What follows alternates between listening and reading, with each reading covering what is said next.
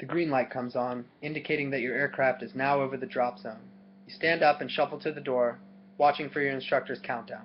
3, 2, 1, go. You jump from 15,000 feet, and now you're falling towards the earth at 120 miles per hour, giving your brain possibly the biggest natural adrenaline rush known to man. Many people that I've met across my travels have always wanted to skydive or plan on doing it someday or haven't found someone to go with. Whatever the excuse, I haven't heard one legitimate reason that should truly keep you from following your dreams. I can understand that the thought of skydiving can be intimidating for those who aren't typically thrill seekers, and that's just fine. There's no shame in that. That's why I'm here today, to explain to you a little bit about the sport, in the hopes that understanding it may motivate you to follow through with your aspirations. For instance, skydiving is affordable, offered at locations worldwide, and is available to anyone in reasonably good health. First, let's look at the financial aspect. When it comes to skydiving, affordable is a relative term. This doesn't mean that it's not true, but rather that one must weigh the monetary costs with the gain of the experience.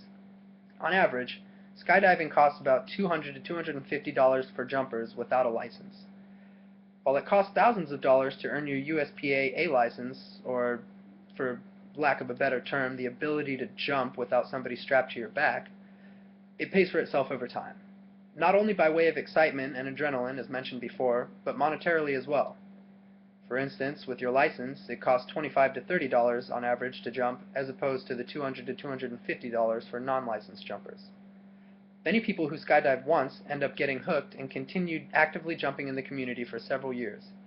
Even if you only go skydiving every other week, you'll make your money back that you spent earning your license in less than a year's time, compared to how much you would pay jumping if you didn't have a license. Do keep in mind that companies who offer cheaper prices for tandem skydiving may not always be better. Remember, it's your life you're paying for. However, seasonal deals and most promotions are harmless and should be taken advantage of. Let's say you're not financially strapped, but you don't know of any skydiving locations near you. Cue the internet. Thankfully, there are numerous drop zones and skydiving companies located across the continental US and around the world. There are several websites such as dropzone.com that list the drop zones and specific information about each. Doing your research on facilities near you is going to help you choose which location is the best fit. Some focus solely on tandem jumping, while others cater more to experienced, licensed jumpers. Your experience will be what you make of it, and you will get out of it what you put in. Make sure that you're comfortable wherever you choose to jump. If you aren't, there's likely another facility nearby. Now that we've covered price and location, let's ensure that we haven't wasted our time with all that preparation to find out that we're medically disqualified.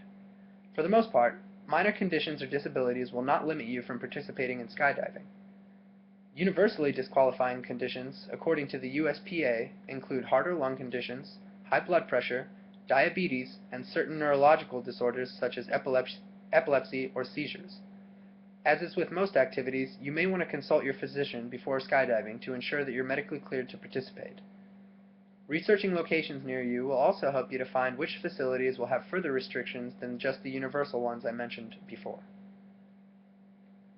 Many people are afraid to skydive because they're mortified by the thought of, well, what if my chute doesn't open? I'm not going to sugarcoat it. You could die. You could also die on your commute to and from work every day. In fact, it's 160 times more likely that you will die in an automobile accident than it is that you will die in a skydiving accident. In 2012, there were only 49 fatalities worldwide out of a total of 3.1 million skydiving jumpers. Now that you're more prepared to schedule your first skydiving adventure, I will once again bring to light some major things to consider. I've provided you with a solid foundation of information which should help ease you into finally following through with your dream of skydiving.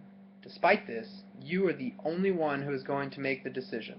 Sure, you know how much it costs, where you can find information on where to do it, and what basic health conditions may disqualify you, but the catalyst for all that information is your motivation to do it.